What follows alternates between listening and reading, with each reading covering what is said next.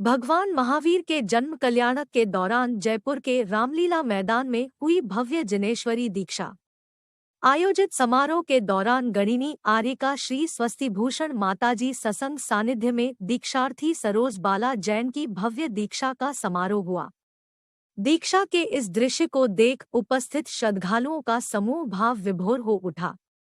दीक्षा संस्कार के इस दृश्य को देखने के लिए जैन समाज के भक्तों का सैलाब उमड़ पड़ा।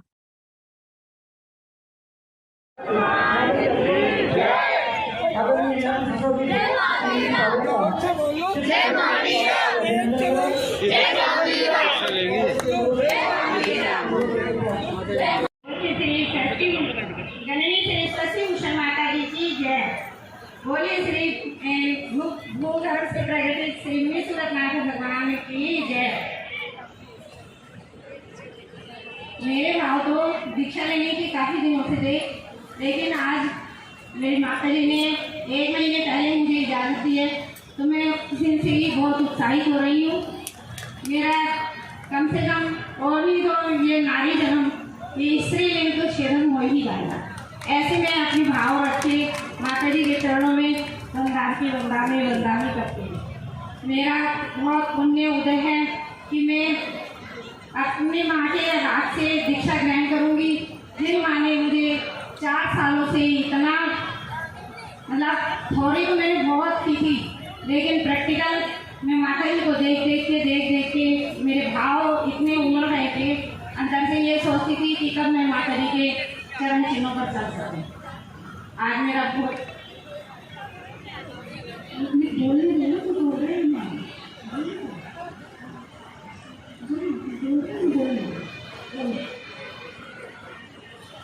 मैं माता जी से निवेदन करती हूँ, हे माता जी मुझे आपने इस दीक्षा के लायक बनाया, मैं आपकी बहुत आभारी हूँ। और मैं पीहर वालों से, ससुराल वालों से, सभी से, बच्चों से, सभी से चाहती हूँ कि मुझे इजाज़त दें कि मैं अपनी माँ के कर कमरों से आपके परिवारजनों की सभी की सहमति है इसमें। और जो आज तक के मैंने किसी ससुराल वालों से, पीहर वालों से, बच्चों से, मैं उनके भी जो ससुराल वाले हैं, बेटियों के ससुराल वाले हैं, उन सब से भी मैं माफ़ी मांगती हूँ अगर मैंने उनके बारे में कोई गलती की हो। मेरी बहुएँ हैं, दामाद हैं, बहनें हैं, सभी से मैं हाथ जोड़ के क्षमा चाहती हूँ अगर मैंने उनके लिए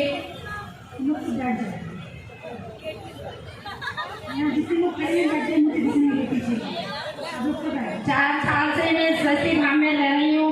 उनके कमेटी वालों से, भाई बहनों से, सभी से, समाज से जो भी मैंने कोई गलती की हो उसके लिए मैं क्षमा चाहती हूँ।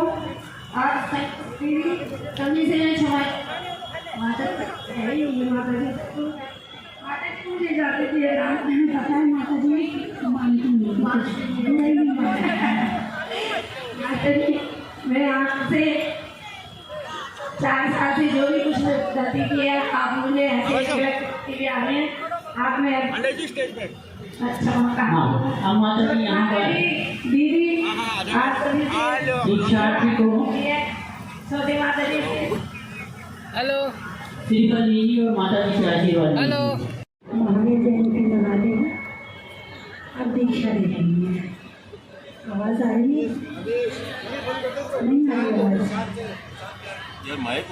महावीर जयंती मना ली, अब शांत हो जाए बिल्कुल आप 5 मिनट, बिल्कुल कहीं से आवाज नहीं आनी चाहिए। महावीर जयंती मना ली, अब दीक्षा ले रही है। क्या देख रही है? दीक्षा क्यों लेते हैं कोई बता सकता है?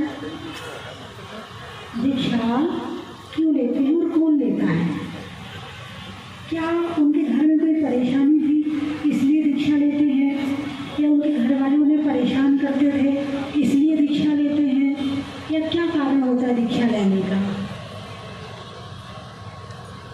इतना कष्ट का मार्ग है, इतना कष्ट का मार्ग है, फिर भी दीक्षा ले रहे हैं।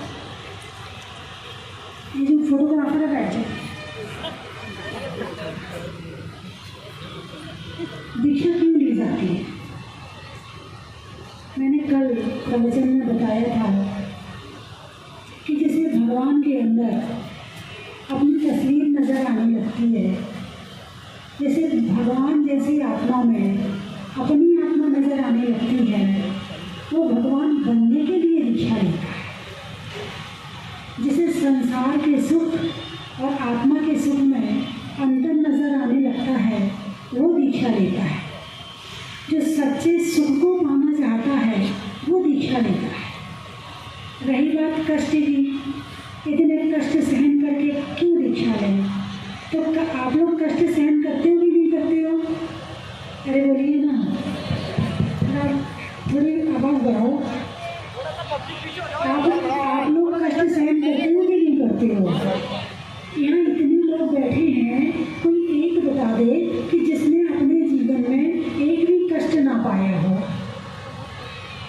जिसको धन की चाह होती है, वो कष्ट सहन करता है नहीं करता है? सामने वाले की 10 बातें भी सुनता है, धूप भी सहन करता है, बारिश भी सहन करता है, जरूरत पड़ जाए तो भूख भी सहन करता है, प्यास भी सहन करता है ना। लेकिन जिसे आत्मा के सुख की जरूरत है, जो आत्मा का सुख चाहता है, वो ये सब कष्ट बड़ी आसानी से सहन करता है। और रही बात आज महावीर जयंती, तो महावीर जयंती पूरे देश में मनाई जा रही है। 2 वर्षों के बाद जयपुर में महावीर जयंती का एक कार्यक्रम हुआ है।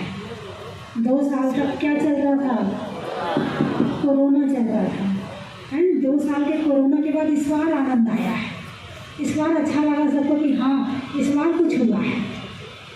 बंधुओं, आज के ही दिन हमारे गुरुजी आचार्य श्री विद्याभूषण सरस्वती सागर जी महाराज, आचार्य श्री शराकोद्धारक ज्ञान सागर जी महाराज का, उनकी भी दीक्षा हुई थी।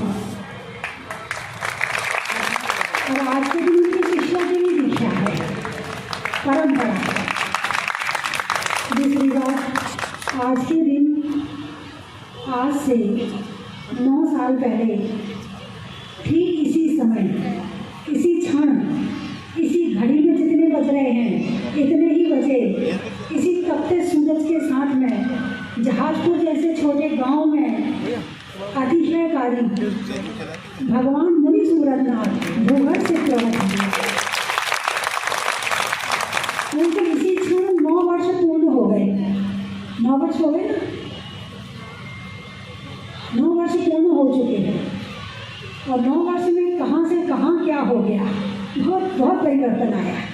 राजस्थान में बहुत सारे अतिशय क्षेत्र हैं, लेकिन एक अतिशय क्षेत्र ऐसा बना जिसने सारी दुनिया में धूम मचा दी।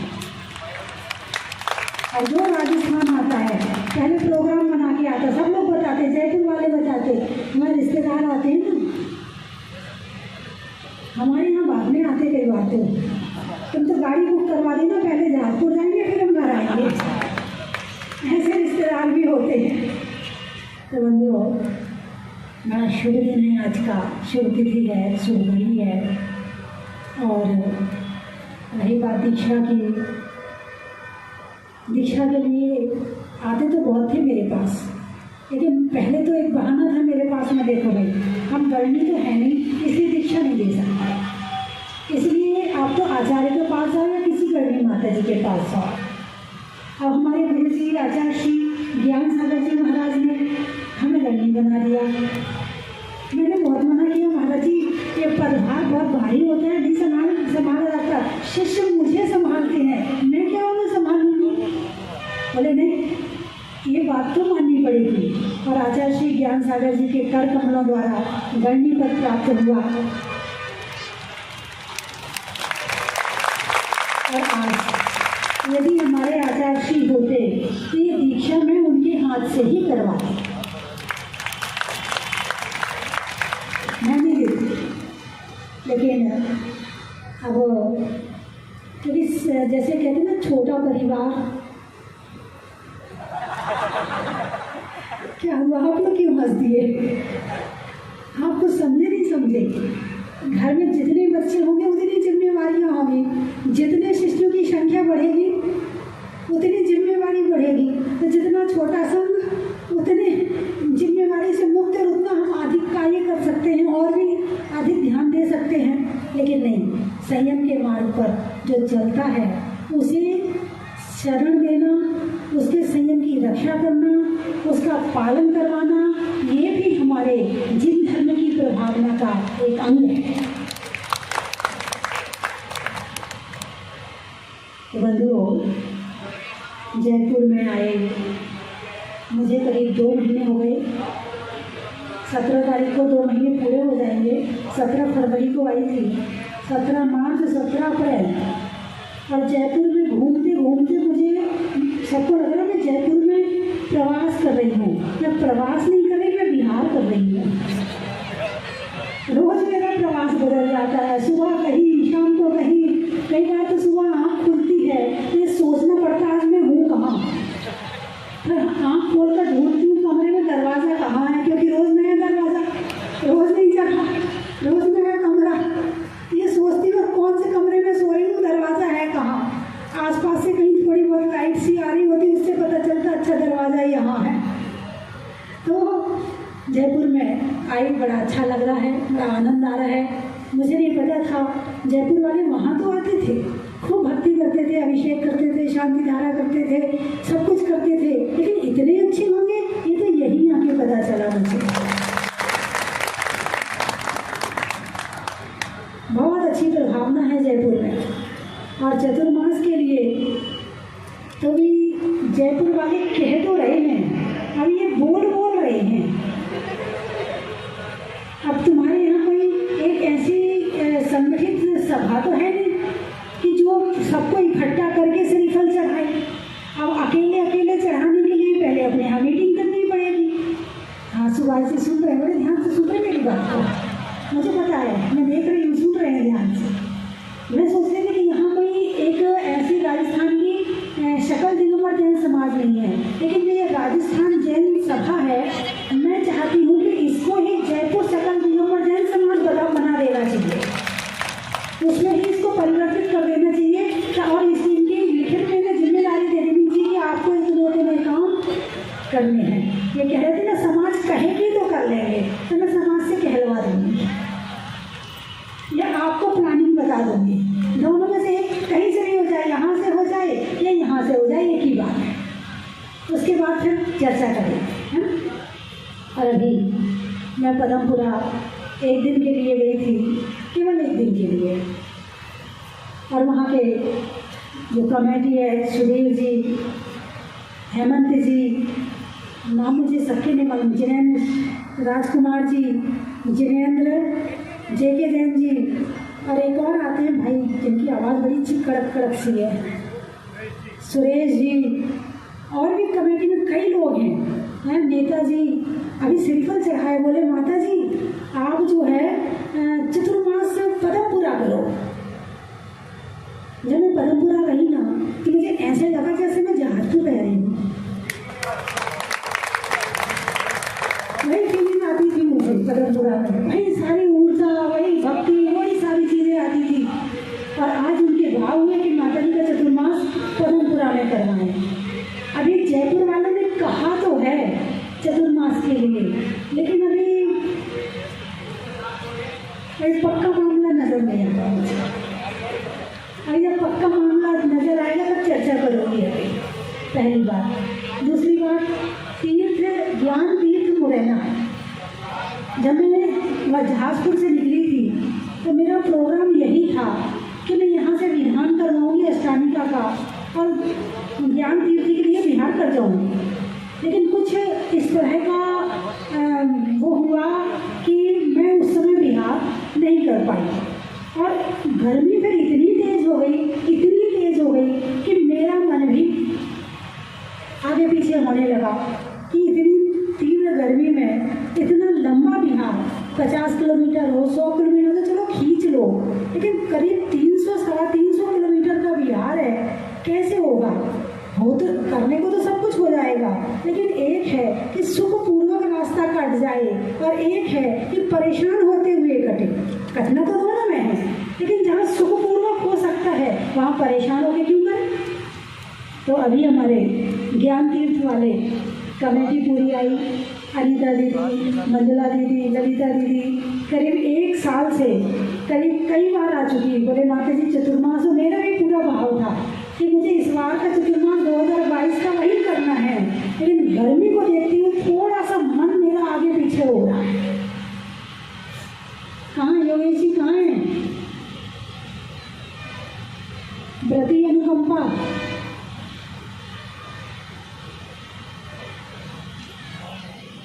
समझने वाले समझ ले मेरी बात जो मैंने कहा है। व्रतियों ने मेरी बात समझ ली, व्रती अनुकंपा का ध्यान रखते हुए। तो अभी अपन बैठ के चर्चा करेंगे कि क्या करना, कैसे करना। और मुझे मालूम है कि ये हमसे बाहर नहीं है, और मुझे मालूम है कि ये मुझे कष्ट भी नहीं देंगे। नहीं देंगे ना, बस ठीक है।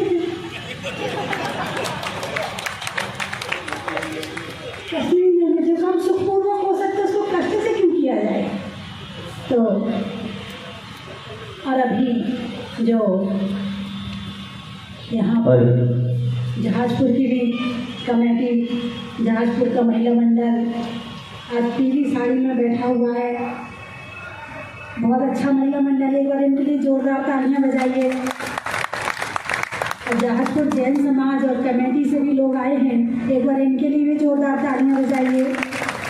एक बार राजस्थान जैन सभा के लिए जोरदार तालियां बजाइए। इतना अच्छा कार्यक्रम किया है, इतने कम दिनों में इतनी बड़ी स्मारिका छाप दी, इतना बड़ा जुलूस निकाल दिया, इतनी सारी झांकियां निकाल दी और इतने सारे कार्य कर लिए। आप इनके लिए ताली तो बजा लो कम से कम। आप कुर्सी पर बैठे हो, कूलर लगा है, पंखा चल रहा है, आप तो बस आए और बैठ गए। आपको क्या करना पड़ा? कुछ भी नहीं किया। किसने? जिसने किया उसके लिए तालियां तो बजा ही सकते हो। और प्रवास समिति जो हमें यहाँ लेकर आई, एक बार उनके लिए तालियां बजा लीजिए। बंधुओं, छोड़ने में इच्छा का, छोड़ने में इच्छा का, नहीं चलाने में रिक्शा का, और होने वाली दीक्षा का। तो आप सबके भाव हैं कि दीक्षा हो, आप सबकी स्वीकृति है। कोई मतलब कोई बीच में इसने ये तो नहीं कहना तो नहीं होनी चाहिए, गर्मी बहुत हो रही है, ऐसा तो कहने वाला तो नहीं। अरे बोलिए ना, एक बार हाथ उठा के अपनी स्वीकृति दे, अनुमोदन ना करें। अभी आपसे तो मैंने कहा ही नहीं है, परिवार वालों ने पहले ही हाथ उठा लिया। अरे आप तो मना करोगे, मैं तो सोच रही थी नहीं हमारी मम्मी जी हैं, वो कैसे रहेंगे, आप मत दो देखिए, आप तो बोल ही नहीं है। कोई बात नहीं, अच्छी बातों की अनुमोदना और उनके पीछे आगे आना। सरोज जी अष्टानिका पर्व में इसी अष्टानिका में, कौन सी अष्टानिका में आई थी? वहाँ पर आषाढ़ की अष्टानिका में 8 दिन रहने के लिए आई थी, केवल 8 दिन के लिए, और आज 4 साल हो गए। दीक्षा ही ले ली, इतना अच्छा लगा। वहाँ आके तो एक ही बात कहा कि बोले माता जी ऐसा लग रहा है मैं स्वर्ग में आ गई हूँ। जहाजपुर में रह के ऐसा लगता है जैसे मैं स्वर्ग में आ गई हूँ। और इनका पुण्य देखो, तीर्थंकर ने, जैसे कुछ तीर्थंकर ऐसे हैं जिन्होंने पहले शादी करी, फिर राज्य किया, पूरा सब कुछ किया, उसके बाद दीक्षा ली। कुछ तीर्थंकर ऐसे शादी करने जा रहे थे लेकिन छोड़ दी, नहीं कर रहे, चले गए, है ना। और कुछ तीर्थंकर ऐसे हैं जिन्होंने शादी करी नहीं। और ये देखो, गृहस्थी भी कर ली, बाल बच्चे बहुएं, बेटी तमाम, और आके दीक्षा के समय स्थान पर भी बैठ गए। ये बड़ा पुण्य है। नहीं तो कोई एक बार गृहस्थी में घुस जाए ना तो निकलना बड़ा मुश्किल होता है। ये मोह ऐसा खींचता है कि प्राण निकल जाए मगर घर नहीं छोड़ता है। लेकिन उन्होंने अपनी गृहस्थी भी पूरी निभाई और आज दीक्षा के लिए भी यहाँ पर बैठी हैं, ये बहुत बड़ी बात है। इनका स्वभाव बहुत अच्छा है, सहयोग की भावना रहती है, धर्म के प्रति समर्पण है, अपने चर्या के प्रति जागरूक हैं, 4 साल में मैंने इन्हें खूब अच्छी तरह से देख लिया है कि हर तरह से सक्षम है कि अपनी दीक्षा का निर्वाह कर लेंगे। मात्र दीक्षा बढ़ाने से कुछ नहीं होता कि हमने संघ में कितने लोग बढ़ा लिए, लेकिन जब तक उनके अंदर वैराग्य ना हो ना, जिसके अंदर वैराग्य हो ना वो ही दीक्षा का पालन कर सकता है, और जिसके अंदर वैराग्य नहीं हो ना वो दीक्षा का पालन नहीं कर सकता है। इनके अंदर वैराग्य भी है, इनके अंदर ज्ञान भी है, और इनके अंदर सीखने की जिज्ञासा भी है। और मैं पहली बार दीक्षा दे रही हूँ, तो मैंने फिर पंडित जी को फ़ोन करवाया। मैंने कहा पंडित जी वो दीक्षा का कार्यक्रम कैसा होता है, आओ आप। तो पंडित जी को बुलाया, उनकी आप मंत्र पढ़ना, मैं संस्कार कर दूँगी। तो और आपके परिवार वाले सब दीक्षा के लिए तैयार हैं ना, कोई विरोध में तो नहीं है? का नाती पोता बिटिया दमान बेटा बहू कोई मना तो नहीं कर रहा? एक बार देख लो, यदि मान लो कोई मना कर रहा हो तो मैं अभी भी तैयार हूँ, मुझे कोई दिक्कत नहीं है। सब तैयार है दीक्षा दिलवाने, आखिर में दिलवाना लेना थोड़ी है। नहीं बोलो। अच्छा क्वेश्चन है, मैं करना नहीं है। अच्छा ठीक है। सभी की इच्छा है, सभी की अनुमति है, हम इसका कार्यक्रम प्रारंभ कर रहे हैं।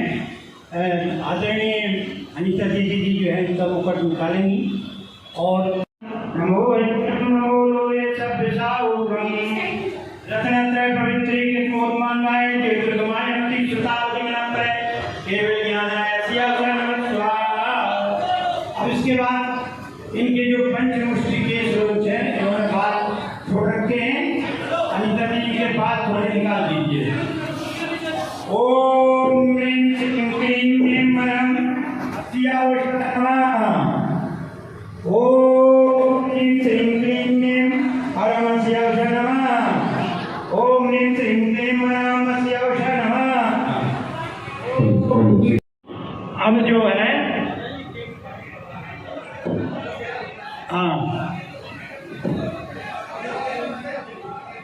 बाद में हाँ, अब आप नौवारा नौकार मंदिर पढ़ लें स्वरूप जी। हाँ, नौवारा नौकार में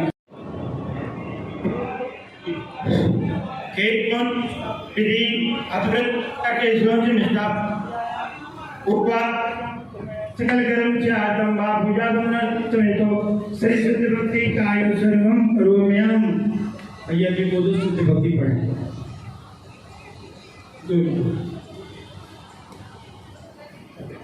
सिद्ध भक्ति का पाठ हो रहा है।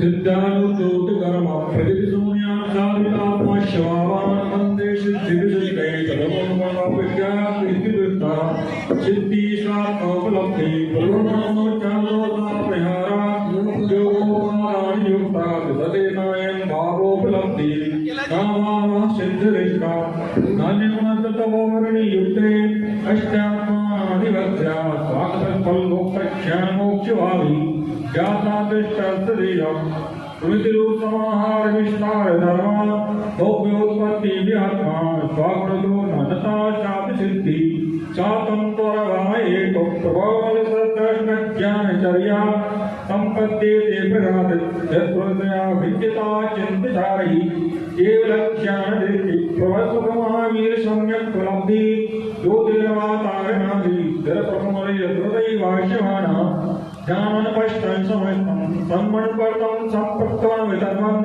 ध्वनवन्ध्वां तन्नतान्तं निचन्मनोहं क्लीयं निशिभावं कुर्वन् सर्वप्रजानाम् अपविवान्यात्मा आत्मन्येवात्मनाथो धनमुख्यं सत्यं भूप्रवृत्तां चिन्तन शेषान् निगलबलकलमन् प्रविष्ट्वा वै सुप्तवगाः गुरुलघुत्रैश्वैकैश्चोभमानाम् अन्नैश्चानभोः प्रवणविषयलब्धिसम्प्राप्तिरब्धि प्रभावै रोधं विच्यशिवावा समयमुपरोधां निशन्तकृते गृहे अन्याकारान्तेतो न च भवति परो येन तेनालपीना प्रागात्मोपादेयः प्रकृतिरुचिरा काये विमूता शुद्धस्ना श्वासकाशे दुर्मण जलानिष्ठ योग प्रमोहे त्यापात्यादु दुःखं प्रवाहते ओत्सो कश्यमाना आत्मोपादान सिद्धं स्वयमतः गीतवालं विशालं विद्धिराजोपेतं विषयरसं नीपितुन्यभावम् अन्नद्रव्याणपेक्षं निरुपमौतं शाश्वतं सर्वकालम् उत्कृष्टानन्तधारं परं सुखमतत्संस्कृतस्य जातं नाथात्तन्विनाशात् विविधसुतैरन्यपाणैषुच्च नास्मैतैरन्नमालै नैवेदुसेनैकनानित्रातभावा आतङ्कातेरभावे तदस्वं सर्वेषिदानायतावत् दीपान्नाय तर्कवर्वा भगवत्तमरे दृश्यमानेषमैते ताद्रक्षं पश्यमेतां विविधे तमः सैन्यज्ञानदीप्ति दर्यासिद्धासमन्तात् विदुतदिष्टो विष्णुदेवादिदेवा भूतामभ्यावन्ता सकल जगदीश्वरीमाना विशिष्टै तान् सर्वान् नोमनन्तान् निगम्यस्वनं तद्रूपं त्रिसन्ध्यं चित्वाकार्योत्सर्गं चतुरष्टदोषविरतं सुपरिशुद्धम् अतिभक्ति संप्रयुक्तो योगदेशो लघुते परमं शुभम् इच्छायन्ते सद्भक्ति कावसभोगोदशालोचम् सम्मणान् संदर्शं संचरिताम् अट्टमेकमोकाणाम् अट्मन् सम्मानाम् दुर्लभन्ते वैद्याम् कावसद्दानां नैसिद्धानां संयुक्तानां तत्सिद्धानाम् अतीतानां कमतानां कालसुद्धानां सद्दानां वंचिकानां पूजे वन्दामि कमशामि दुःखो कमको ओलो सुवैगुणं स्वामिमानं धर्मसम्पत्तियो वचम् नमोस्त्वत् अपराधेषु दीक्षा शुल्लका दीक्षा क्रिया प्रार्थना भावपूजा पद्मायुष्मा समेतम श्री योग भक्ति का आवश्यकता करो मैं सभी नौ नवकार मंत्र का जाप कर लीजिए।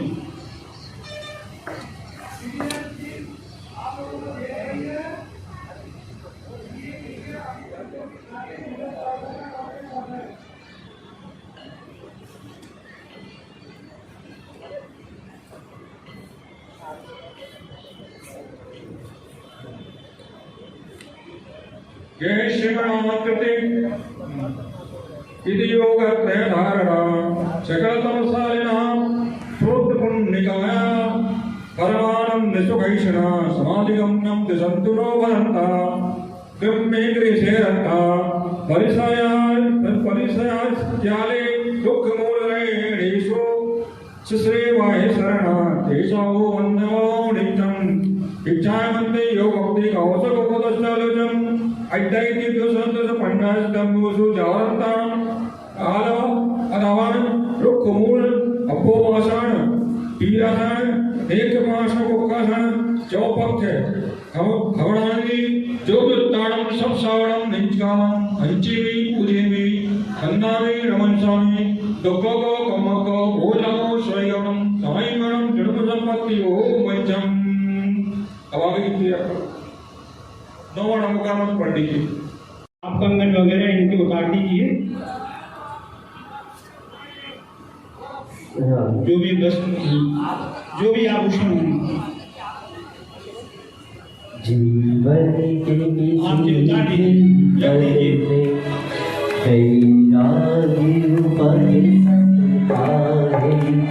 संसार मेरे संसार को समझाए जीवन के किसी भी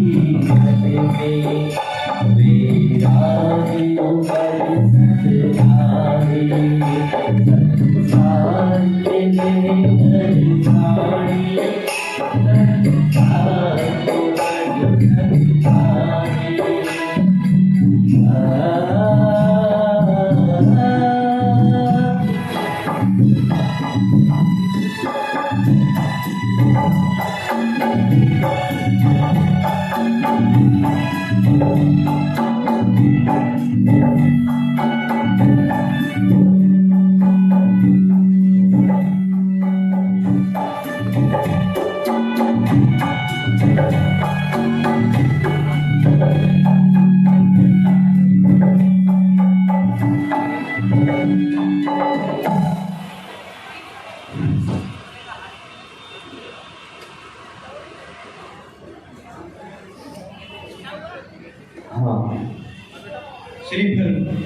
11 हाँ उसमें रखते हैं। बटे सब 13 आइए